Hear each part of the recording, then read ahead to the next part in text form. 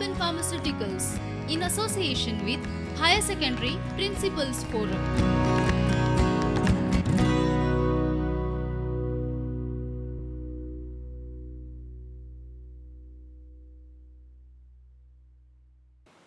Hi everyone, a hearty welcome to all the students and also the other viewers of this Sociology virtual lecture.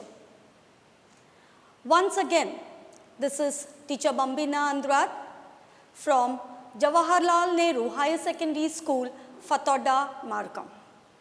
Well students, in the previous lecture, I had explained to you all the lesson patterns of social inequality and exclusion. So today, we are going to learn about one more chapter. Now before I start the chapter, I would like to ask you something, say something to you all. Now recently, after the outbreak of the coronavirus, you must have seen some teachers and few other persons coming to your houses, asking some questions like who is the head of the family, how many members in the family, if someone had got cold, fever and so on. Now what was this? Why did they come around to ask this question? What was the main objective or what was the main purpose of these questions? Students, they were actually collecting the data which the government wanted to make a study about the coronavirus. So we usually call this method as the survey method. Likewise, we have many other methods used in sociology. So students, today we are going to learn about the chapter Suggestions for Project Work. You all have already learned about this chapter in the 11th standard under the heading Doing Sociology Research Methods. Now, in this chapter, we suggest some small practical research projects or methods that we can try. Now students, in sociology, there are multiple truths, many truths and multiple perspectives. So therefore, it is not surprising that we make use of multiple methods of research in sociology. We use many methods. We use survey method, interview method, observation method and many other methods in the study of sociology. Okay.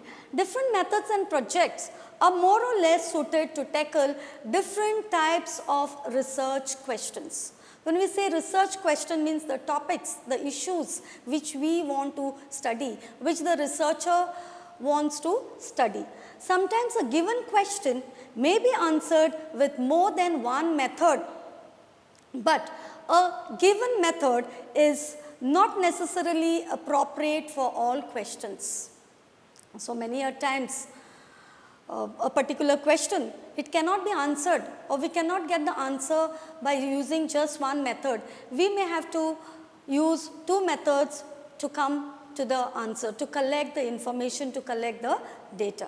And it is also said that it is not necessary that all methods are appropriate or can be used for certain issues, certain questions. Like for example, if we want to do a study about the culture of the tribal population or any such things, we just cannot use a survey method or a questionnaire method alone. So we may make use of observation method, especially the participant observation method. Now, these methods which we are going to learn will have both advantages as well as disadvantages, both strengths as well as weaknesses. Now, we shall go on to our first method, that is the survey method. The survey is probably the best known sociological method.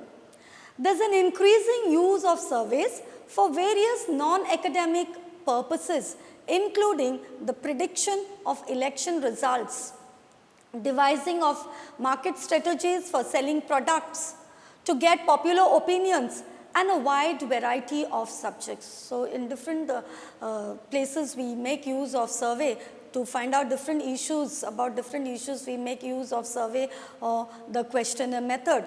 Like results of the elections to know about, we use the questionnaire method to find out like approximately who's going to win and who's going to lose. Then about some market strategies about selling the products, whether a particular product is good or bad, whether it will get sold in the market or not.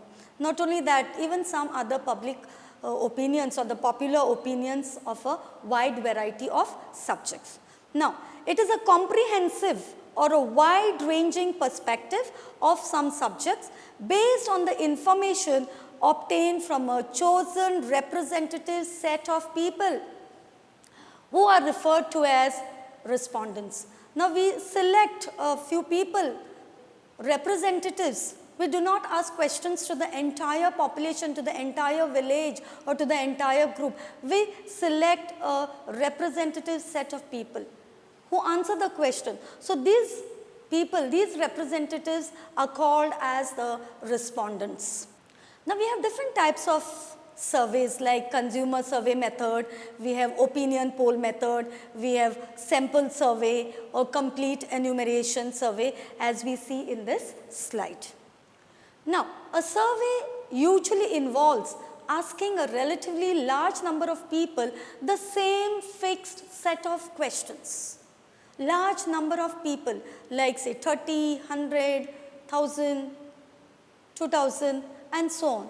So, the fixed set of questions, the questions that are asked are already fixed. The researcher has the fixed set of questions with him or her which he or she will ask the respondents.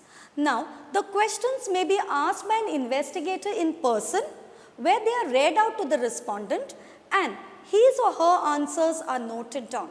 When we say the investigator asks in person, means the investigator or the researcher or the surveyor will go personally to every house or every individual and reads out the questions to them and takes the answers or jots down the answers which are given by the respondent. Second way of doing a survey is by handing over the questionnaire to the respondents, who then later fill them up themselves and give it back to the researcher or the surveyor. So, the questions are just given, the questionnaire is just given to them and later they are collected. Then there is another way where surveys are done, sometimes on the telephone calls, telephonic conversations. If there is less time, they usually use this method of collecting answers. Today, we have surveys done electronically. Like for example, we have the lockdown surveys. We had so many surveys. Some of you all students must have answered some questionnaires which were sent to you all from your schools. Like whether you have a mobile phone, how many siblings, whether you have a connectivity issue or not, whether there's a television or laptop and so many such questions. Even we as teachers also had to answer many such questionnaires. So, these are basically to collect information, collect the data on certain issues. Now, the population census of India conducted after every 10 years is the largest such exercise in the world. We have the population census which is done after every 10 years in India. So, that is one of the largest in the entire world. Now, in a survey method, the questions that are asked are usually closed-ended questions. Now, what are closed-ended questions? Closed-ended questions, students, are those questions which we have fixed answers, either yes or no, or true or false, or right or wrong, or suppose if it is regarding like how many members in a family, we just say 4 or 5. So, we have fixed answers for those questions. We cannot, or the respondent cannot give an answer beyond that question. So, those type of questions are called as closed-ended questions. Now, we have the advantages of a survey method. The first advantage of a survey method is that it covers a lot of people. So, they are truly representative of the relevant group of population. So, a large it covers a large number of population, it covers a lot of people. So, they are truly representative. They represent the entire group, they represent the entire population. Secondly, it allows us to generalize results for a large population while actually studying a small portion of this population. We do not study the entire population, we take a small portion. So, it helps us to generalize results for a larger population. Generalized results means when we make a study of a small population or a small set of representatives, what happens? We apply it to the entire group, we apply it to the entire population. That is called as generalization. I will give you a small daily example. Like when we cook rice at home, when you or your mother makes rice at home, to see whether the rice is cooked or not, what do we usually do, students? We take a spoon and take few grains of rice in that spoon.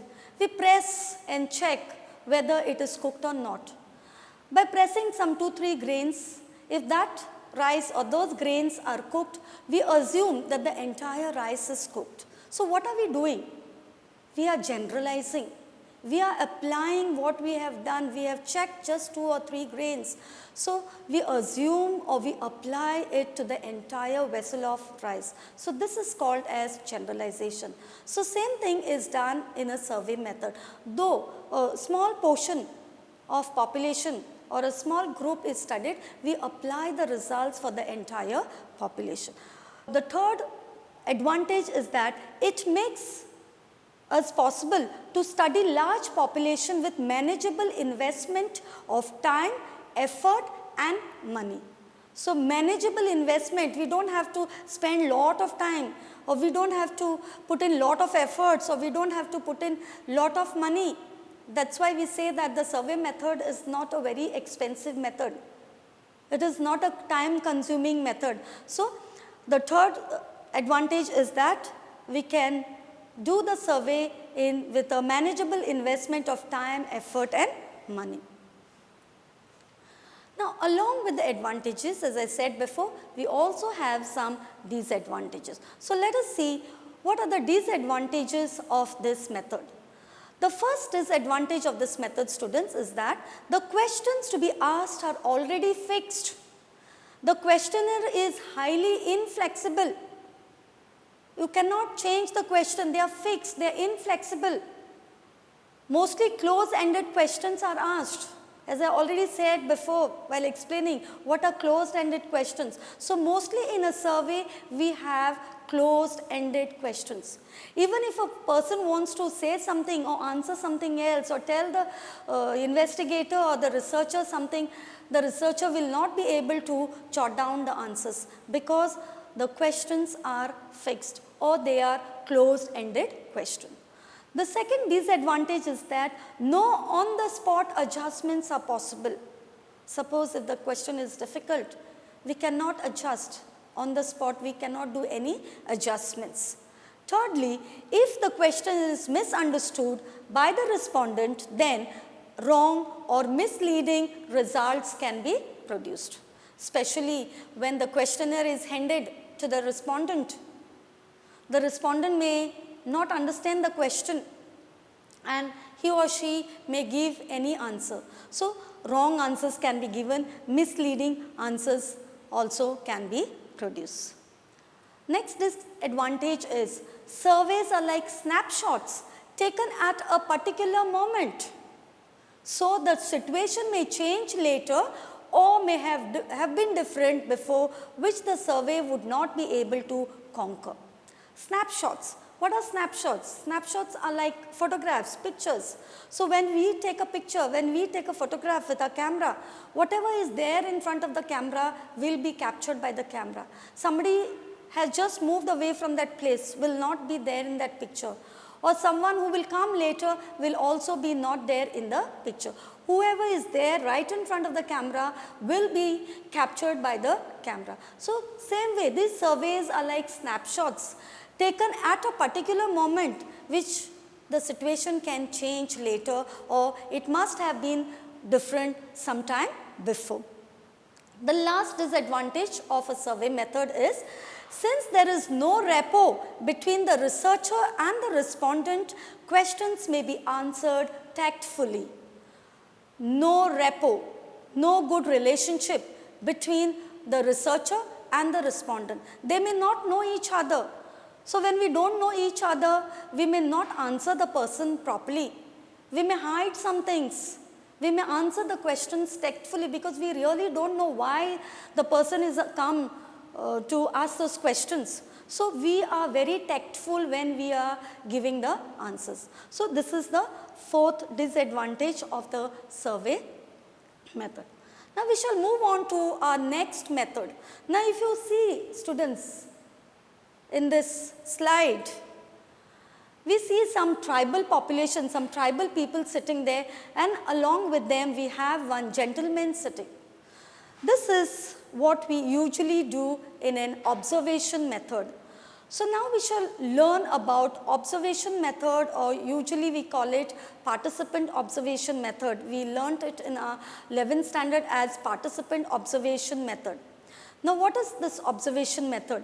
Observation is a method where the researcher must systematically watch and record what is happening in whatever context or situation that has been chosen for the research. So whatever topic is taken by the researcher, by the observer. So the person or the researcher has to be there, systematically watch those people and record whatever is happening pertaining to his research. Next, it is said this method is usually used when the sociologist wants to learn about society, culture and people.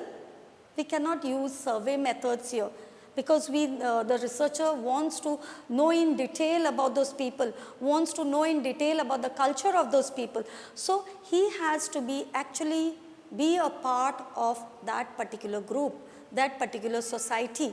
Okay? Now this method involves a long period of interaction with the subject of the research. So it takes a long time for the researcher. He has to be or she has to be for a long time with the subject of research. Many a times the sociologist or the researcher or the observer spend many months living among the people being studied as one of them. He has to be a part of them. Because sometimes what happens, students, when we know that somebody is observing us, we will not be our normal self. So the person who is doing the research has to immerse himself totally along with them, be as one of them. Okay, that's called as one of them. The researcher sometimes immerses himself or herself in the culture of the natives. As I already said, immerses himself with the culture of the natives by learning their language, by participating in their festivals and so many other things. So the people there, the local people there should not realize that he is an outsider. Otherwise, they will not be their normal self. They will not behave the way they actually behave. Now, participant observation method is often called as a field work method. Now, in this, the researcher has to pay careful attention while observing without prejudging. So, when the researcher is observing these people, he has to be very careful. He should not prejudge. He should not judge the people beforehand without even understanding or without even knowing them properly. Let's go on to the advantages of this method. The first advantage of this method is that it provides a rich and detailed picture of life from the perspective of the insider. It gives the researcher a detailed picture, a thorough picture, because he immerses himself fully with those people. He watches them. He is there with them for a long period. So it gives him a rich as well as a detailed picture of the life of the insider. Insider means the local people. Now, observation also allows the correction of initial impression, which may often be mistaken or biased. So suppose if the observer had some prejudgments, have some initial impressions, some wrong impressions about these people, after watching them carefully, he can change. It allows for the correction of the initial impression. Thirdly, there's a greater accuracy in this method because it takes a long time, the person is there with them, can study them well, he can change or it allows him to do the corrections if required. So, it is highly accurate. Now, as we said, every method has got advantages and disadvantages. Here also students, we have some disadvantages. So, what are the disadvantages of this observation method? Now, the first disadvantage is that it involves a long time. We said it takes months, days and months, the person has to do a thorough study. So, it involves a long time for research. A single individual works alone and as such it can only cover a small part of the entire world. Where the person cannot move on from one place to another. If he is doing a study on a particular group, he is stuck there for some months or for at least for some days. So, it takes a very long time. That is the first disadvantage, students, of the observation method. Secondly, this method can be, the observer can be biased, one-sided.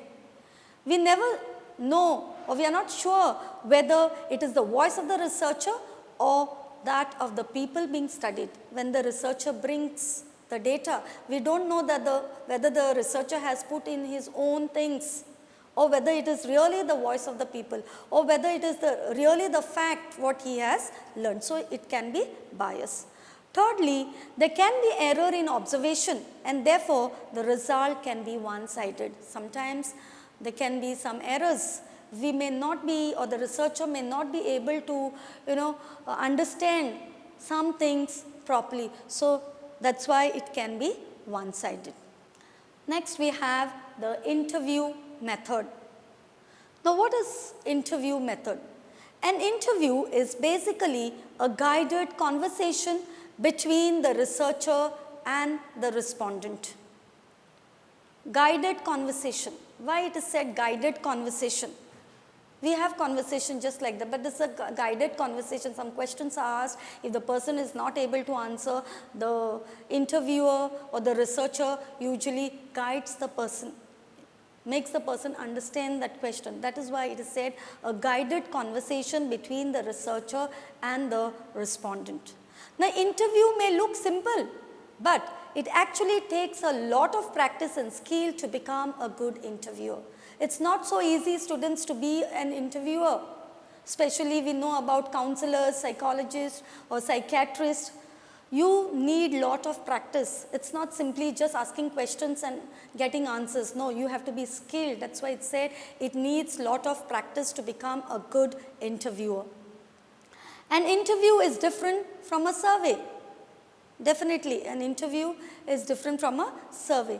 Interview is always conducted in person, face to face. Personally, the interviewer meets the respondent or the interviewee and usually involves fewer persons.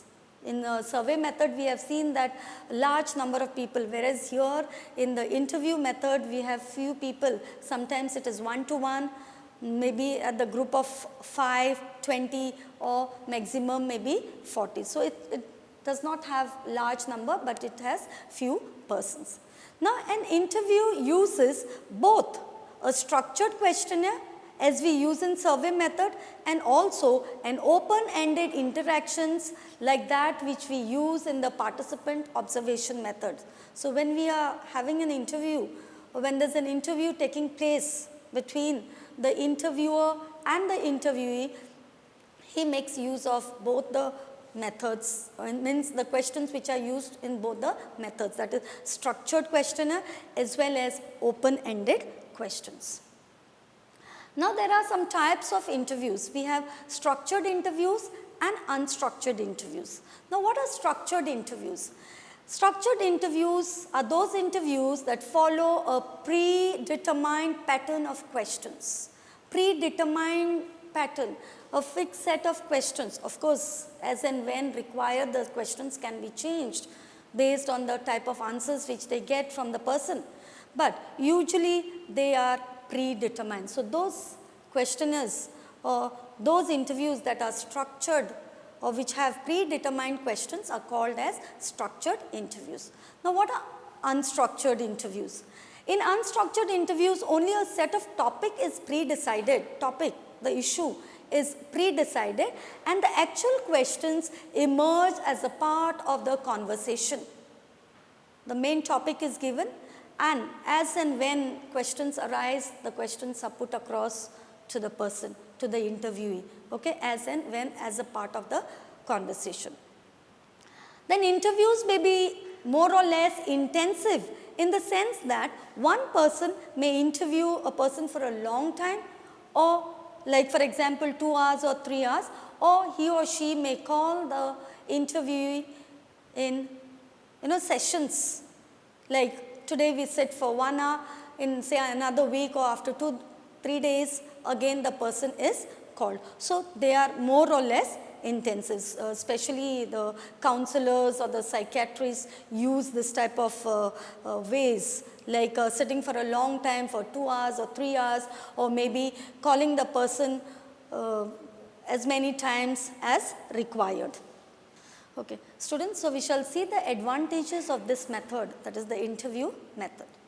Now, in an interview method, there is a greater flexibility of the format. When I say flexibility of the format, the questions can be changed, can be modified, can be adjusted here and there wherever it is required. Questions can be rephrased, phrased in a different way, or even stated differently or modified as and when required. We can change the question, we can rephrase the question or modify the question if it is required. Thirdly, there can be clarifications can be sought. If the interviewee wants some clarification pertaining to a particular question, they can ask, or he or she can ask, and the interviewer can give clarifications for that question. There is an ability to probe, to follow up. Now, as we have seen in counseling, this is a follow up. It's just not one day interview. It's just not one day counseling. If a need is there, then we call that person again. We interview that person again, or we do a follow up. There are a lot of disadvantages also for this method, students. First disadvantage is that interview method cannot cover a lot of people and is limited to presenting the views of select group of individuals. Cannot cover a large number of people, as we have seen at the most 1-to-1 or 5 people, group of 5 people, or some 30 or 40 maximum. So it cannot cover a lot of people, and as a result of which it is presenting the views of only a select group of individuals. It is not taking the views of all the people into consideration, just a select group of individuals. That's why it cannot cover a lot of people. It is time consuming and expensive. Second disadvantage is it is time consuming. It consumes a lot of time. With one person only, sometimes 1 hour, 2 hours we have to sit. The interviewer has to sit or call that person again for another session. So it is time consuming, at the same time it is very expensive. Thirdly, an interview can cause biases. One-sided. We don't know. Sometimes the person may want to tell something which the interviewer may not be interested in listening, so it can sometimes be biased. Now, this same flexibility which is there, students, in the interview method makes the interview sometimes vulnerable to the changes of mood on the part of the respondent or lapses of concentration on the part of the interviewer. As I already said, sometimes the interviewer may not have concentrated on what the interviewee is saying. So it is the lapse of concentration on the part of the interviewer. Or sometimes the respondent is not in a mood to answer certain questions, so it becomes sometimes vulnerable. Not only that, sometimes it is unstable and unpredictable. Sometimes if it works well, it works well. Sometimes it may not work well. Okay, with this, students, we come to the end of the explanation part of this lesson. Now we shall see some likely questions from the examination point of view. We have some fill in the blanks or one line answers. Like we say, a method that usually involves asking relatively large number of people the same fixed set of questions is called as a survey method. Then we have a guided conversation between the researcher and the respondent is called the interview method. Interviews that follow predetermined pattern of questions are usually called as structured interviews. Interviews where only a set of topics is pre-decided and the actual questions emerge as a part of the conversation is called as unstructured interviews. Then fifth objective we have a method where the researcher must systematically watch and record what is happening in whatever context or situation is called as observation method. Then we have the short and long questions.